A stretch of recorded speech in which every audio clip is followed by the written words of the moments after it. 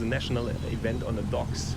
Oh yeah, I didn't even know that. Yes, I was there. You and your brother were driving, Jack as well. Yeah. And I saw those guys going towards walls like with no hesitation, no nothing. Like they were no fear, nothing, and they were driving like hell. And I was like, wow, because like in more like Central Europe where we were driving, there was like some walls sometimes, but mostly like one wall, a track or something. Most of the tracks didn't have walls, so I was not used to seeing that. In Ireland, it was basically walls all around on the docks, and those guys just hanging it in, and I was like, oh, they are proper. And next time I saw him was Drift Masters 2018.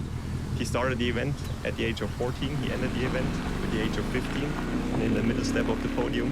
This was crazy, like beating James Dean back then in Port, Yeah, if I'm not mistaken. This was like crazy, and yeah, well deserved. And I knew like there's a bright future ahead. That was, would you say kind of that was a moment that really put you on the map?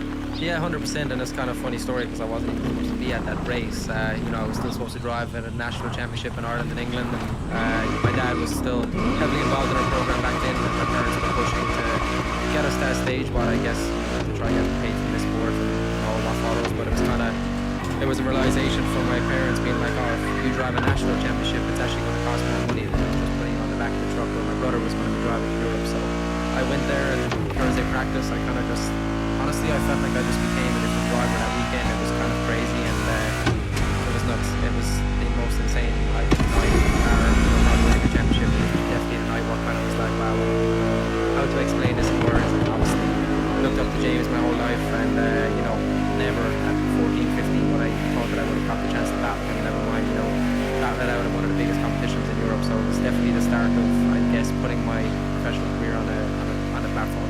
Connor, I'm going to throw it to you here.